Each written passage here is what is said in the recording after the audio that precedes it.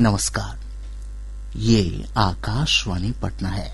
अब आप अभिषेक दास से प्रादेशिक समाचार सुनिए। पहले मुख्य समाचार। उप मुख्यमंत्री विजय कुमार सिन्हा ने कहा, राज्य की असर्वेक्षित भूमि के सर्वे को 2 साल के अंदर पूरा करने का है लक्ष्य। कृषि मंत्री रामकृपाल यादव की घोषणा, राज्य के सभी ग्रामीण हाटों को बनाया जाएगा आधुनिक। लोकसभा ने औद्योगिक संबंध संहिता संशोधन विधेयक 2026 पारित किया और पटना में नीट छात्रा की संदिग्ध परिस्थितियों में मौत की सीबीआई ने जांच शुरू की। अब समाचार विस्तार से। बिहार विधानमंडल के दोनों सदनों विधानसभा और विधान परिषद की कार्यवाही आज सुचारू रूप से चली। बरौली विधायक मंजीत सिंह के एक प्रश्न के उत्तर में उप मुख्यमंत्री सह राजस्व और भूमि सुधार मंत्री विजय कुमार सिन्हा ने कहा कि सरकार राज्य की असर्वेक्षित भूमि का सर्वेक्षण कराएगी।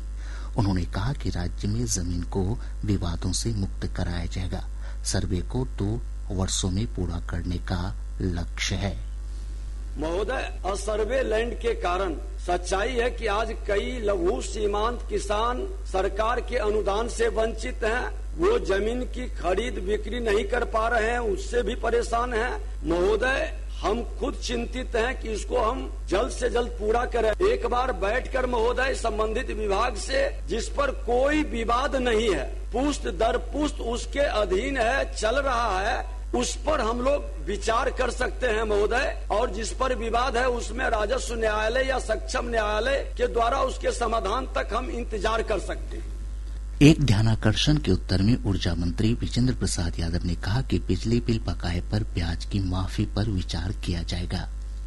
बकायादार उपभोक्ताओं को बकाया का राशि उसके अनुरोध पर किस्तों में भुगतान करने की सुविधा प्रदान की जा रही है। वर्तमान में बकाये के भुगतान हो एक मुश्त समाधान योजना विचाराधीन नहीं है। किस्तों में भुगतान की सुविधा तो है, लेकिन लोग बिजली जलाते हैं, बिल नहीं देते हैं, तो ये तो मुश्किल काम है उसको माफ करना या और कोई नियम बनाना। जो माननीय सदस्य का सुझाव है कि ब्याज का, उस पर विचार करेंगे।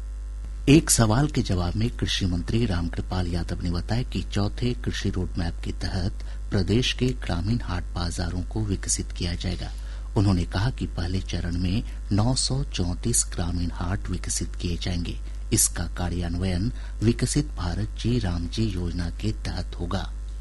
प्रधानमंत्री विकसित भारत जी राम की योजना के तहत ग्रामीण क्षेत्रों में बड़े पैमाने पर हाट बाजारों के निर्माण से किसानों को अपने क्षेत्र में बाजार की सुविधा मिलेगी। मैं पूरे विश्वास के साथ कहना चाहता हूं कि ये प्रयास किसानों की आय वृद्धि, पारदर्शी बाजार व्यवस्था और ग्रामीण व्यवस्था को मजबूत करने की दिशा में एक निर्णायक कदम है। बिहार सरकार किसानों के साथ है और उनकी उपज को सम्मानजनक मूल्य दिलाने में हमारी प्राथमिकता है। एक प्रश्न के उत्तर में खाद्य और उपभोक्ता मामलों की मंत्री लेसी सिंह ने बताया कि बिहार सरकार ने केंद्र से धान अधिप्राप्ति की सीमा बढ़ाने की मांग की है। भारत सरकार से लक्ष्य की वृद्धि के लिए लगातार संपर्क में है। अभी भी व्यक्तिगत तौर पर माननीय मंत्री जी से मिलने का भी समय लिया गया है। जैसे ही वहाँ से समय मिल जाएगा तो हम मिल के भी अनुरोध करेंगे। तो हम लोग जल्द ही लगता है कि इसमें समाधान होना चाहिए। राजद के सौरभ कुमार के एक प्रश्न के उत्तर में परिवहन मंत्री श्रवण कुमार ने कहा कि सरकारी अधिकारियों द्वारा अपने निजी वाहनों पर सरकारी बोर्ड लगाने की सख्त मनाही है। उन्होंने कहा कि निजी नंबर प्लेट वाले वाहनों का व्यावसायिक उपयोग तभी किया जा सकता है जब उस वाहन का व्यावसायिक निबंधन हो। किसी भी हालत में अगर प्राइवेट नंबर है और सरकारी काम में लगे हैं तो व्यवसाय का जो काम है महोदय, उस हिसाब से उन पर हम फाइन भी करेंगे और उनको पहले तो नोटिस जारी करेंगे कि आप निबंधन निजी से व्यवसाय में करा लें, और जो लोग नहीं कराएंगे उनके लिए ये कार्रवाई भी सुनिश्चित करेंगे। भोजनावकाश के बाद सदन में वित्तीय कामकाज हुआ। जल संसाधन विभाग के बजट अनुदान मांग पर चर्चा का जवाब देते हुए जल संसाधन मंत्री विजय कुमार चौधरी ने कहा कि बाण सागर समझौते के तहत बिहार और झारखंड के बीच पानी के बंटवारे को लेकर समझौता हो गया है। उन्होंने कहा कि इससे दक्षिण बिहार में सिंचाई का दायरा बढ़ेगा। गृह मंत्री अमित शाह की अध्यक्षता में पूर्वी क्षेत्रीय काउंसिल की जो बैठक हुई थी उसमें ये बात तय हो गई कि 7.75 में उन लोगों को सिर्फ 2 MAF मिलेगा और 5.75 MAF पानी बिहार के हिस्से में आएगा। और ये बात फंसी हुई थी। हम धन्यवाद देना चाहते हैं गृह मंत्री भारत सरकार को, जिनके सकारात्मक हस्तक्षेप के कारण ये अंतिम निर्णय हम लोग ले सके। श्री चौधरी ने कहा कि कोसी मेची लिंक परियोजना को केंद्र सरकार से स्वीकृति मिल चुकी है। इस परियोजना पर 6,282 करोड़ रुपए से अधिक की लागत आएगी। भारत सरकार की मदद से महोदय कोसी मेची लिंक परियोजना की स्वीकृति दी जा चुकी है, क्रियान्वयन प्रारंभ हो चुका है और कोसी मेची लिंक इतना महत्वपूर्ण है कि कोसी के बाढ़ से जब जितनी विभीषिका आती थी, बाढ़ के समय में उसके पानी का हम वहां से अंतरण मेची नदी के माध्यम से महानंदा होते गंगा तक उस पानी को पहुंचा देंगे। ये उस योजना का स्वरूप है महोदय। चर्चा के बाद सदन ने जल संसाधन विभाग के 7,127 करोड़ रुपए के बजट पर सहमति प्रदान कर दी। इधर विधान परिषद में आज की कार्यवाही सुचारू रूप से चली। राजद के अब्दुल बारी सिद्दीकी के एक प्रश्न के उत्तर में उप मुख्यमंत्री सह गृह मंत्री सम्राट चौधरी ने बताया कि वर्ष 2004 की तुलना में वर्ष 2024 में संज्ञेय अपराध के मामलों में वृद्धि दर्ज की गई है। उन्होंने बताया कि वर्ष 2004 में 1,15,216 मामले दर्ज हुए थे, जो 2024 में बढ़कर 3,52,000 हो गए। राज्य में अपराध की घटना 3,52,130 हुआ, लेकिन इस घटना के पूरे जांच के उद्भेदन के बाद यदि आप देखेंगे तो जो मूल केस है 19,768 अपहरण हुए, उसमें से मात्र 158 पर ही इसकी जरूरत पड़ी, जिसमें कि भागने के लिए 14,000 या शादी करने के लिए 14,000 लोग गए। ये है। भोजनावकाश के बाद दूसरी पाली में वित्त मंत्री विजेंद्र प्रसाद यादव ने परिषद में बिहार विनियोग विधेयक 2026 पेश किया, जिसे सदन ने पारित कर दिया। लोकसभा ने आज औद्योगिक संबंध संहिता संशोधन विधेयक 2026 पारित कर दिया। विधेयक पर चर्चा का उत्तर देते हुए श्रम और रोजगार मंत्री मनसुख मांडविया ने कहा कि 17 राष्ट्रीय श्रम संगठनों ने कहा है कि ये संहिता श्रमिकों के हित में लागू की गई है। उन्होंने कहा कि श्रम संहिता वैधानिक समर्थन के साथ न्यूनतम मजदूरी लागू करती है और किसी भी राज्य को निर्धारित न्यूनतम मजदूरी से कम मजदूरी तय करने की अनुमति नहीं होगी। 4 लेबर कोड हमने पारित करा ना, जिसको लागू करा, ये देश के हर नागरिक को मिनिमम वेज की गारंटी देता है। ये लेबर कोड में हर युवाओं को नियुक्ति पत्र देने की गारंटी दी है। हर युवा जिसको जॉब मिलेगी उसको कंपलसरी नियुक्ति पत्र देना है, ताकि एग्रीमेंट हो जाए कि आपको एम्प्लॉयमेंट दिया गया है। ये लेबर कोड ने सभी को समान काम के लिए समान वेतन की गारंटी दी है। एक सर्वेक्षण का हवाला देते हुए श्री मांडविया ने कहा कि श्रम कानून तृतीय और चतुर्थ श्रेणी के शहरों में रोजगार के अवसर पैदा करने में सहायक होंगे। प्रादेशिक समाचार आप आकाशवाणी पटना से सुन रहे हैं।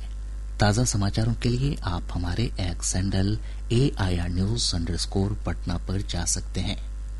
पटना में नीट छात्रा की संदिग्ध परिस्थितियों में मौत के मामले की CBI ने जांच शुरू कर दी है। राज्य सरकार के अनुरोध को केंद्र की मंजूरी के बाद CBI ने इस मामले को टेक ओवर किया है। जांच एजेंसी ने इसे स्पेशल केस के रूप में दर्ज किया है। गौरतलब है कि मृतक छात्रा के परिजनों ने CBI जांच की मांग की थी। इसके बाद मुख्यमंत्री नीतीश कुमार ने केंद्र सरकार से CBI से जांच कराने का आग्रह किया था। बेगूसराय की एक अदालत ने तिहरे हत्याकांड के एक मामले में दोषी विकास कुमार को फांसी की सजा सुनाई है। न्यायाधीश ब्रजेश कुमार सिंह ने हत्याकांड को जघन्य मानते हुए दोषी को फांसी की सजा सुनाई। यह मामला 6 वर्ष पुराना है। दोषी विकास कुमार ने जिले के मचाह गांव में भूमि विवाद में अपने भाई, भाभी और भतीजी की गोली मारकर हत्या कर दी थी। पूर्णिया सांसद पप्पू यादव को आज भी जमानत नहीं मिली। सांसद के अधिवक्ता ने बताया कि पुलिस उन्हें 2 नए मामले में रिमांड पर लेने की तैयारी कर रही है, जिसके चलते वे अभी न्यायिक हिरासत में रहेंगे। इनमें से एक मामला वर्ष 2017 और दूसरा वर्ष 2019 का है। ट्रेड यूनियनों के भारत बंद का बिहार में मिलाजुला असर देखने को मिला। पटना, भागलपुर, दरभंगा, कटिहार, खगड़िया, मुंगेर, शेखपुरा, बेगूसराय, अरवल और मधेपुरा समेत कई शहरों में विभिन्न संगठनों ने प्रदर्शन किया। ट्रेड यूनियनों ने 4 नई श्रम संहिताओं को रद्द करने की मांग को लेकर भारत बंद बुलाया था। नियमित वेतन और पेंशन की मांग को लेकर बिहार राज्य संबद्ध डिग्री महाविद्यालय शिक्षक और शिक्षकेतर कर्मचारी महासंघ ने पटना में धरना प्रदर्शन किया। महासंघ के अध्यक्ष डॉक्टर शंभू प्रसाद सिन्हा ने कहा कि सरकार को उनकी मांगों पर गंभीरता पूर्वक विचार करना चाहिए। सुपौल जिले के किशनपुर थाना क्षेत्र के नेमनवा चौक के पास 2 मोटरसाइकिल के बीच हुई आमने सामने की टक्कर में 3 युवकों की मौत हो गई। वहीं पूर्णिया जिले के मरंगा थाना क्षेत्र में एक ट्रक और कार के बीच हुई टक्कर में एक युवक की मौत हो गई, जबकि एक अन्य युवक गंभीर रूप से घायल हो गया। पूर्वी चंपारण जिले के रामगढ़वा थाना क्षेत्र से पुलिस ने 4 साइबर अपराधियों को गिरफ्तार किया है। इनके पास से computer, mobile phone, ATM card समेत कई अन्य आपत्तिजनक सामान बरामद किए गए। पश्चिम चंपारण जिले के चनपटिया रेलवे स्टेशन के पास से पुलिस ने मादक पदार्थ चरस के साथ एक महिला समेत 3 तस्करों को गिरफ्तार किया है। इनके पास से 2 किलो 264 ग्राम चरस बरामद की गई है। गया जी के डोभी चेक पोस्ट पर उत्पाद विभाग की टीम ने मोटरसाइकिल सवार 2 युवकों को भारी मात्रा में शराब के साथ गिरफ्तार किया है। कटिहार की एक अदालत ने हत्या के एक मामले में दोषी भोटी मंडल को आजीवन कारावास और 10,000 रूपये अर्थदंड की सजा सुनाई है। पटना के पाटलिपुत्र खेल परिसर में 14 फरवरी से 2 दिवसीय राज्य स्तरीय दिव्यांग खेल प्रतियोगिता का आयोजन किया जाएगा। इस प्रतियोगिता में सभी प्रमंडलों के खिलाड़ी शामिल होंगे। औरंगाबाद जिले के नवीनगर सुपर थर्मल पावर परियोजना में स्टेज 2 के तहत 800 मेगावाट की 3 इकाइयों के निर्माण कार्य में तेजी आई है। इस सिलसिले में आज स्टेज 2 की पहली इकाई के बॉयलर का पहला कॉलम सफलतापूर्वक स्थापित किया गया। और अब अंत में मुख्य समाचार एक बार फिर।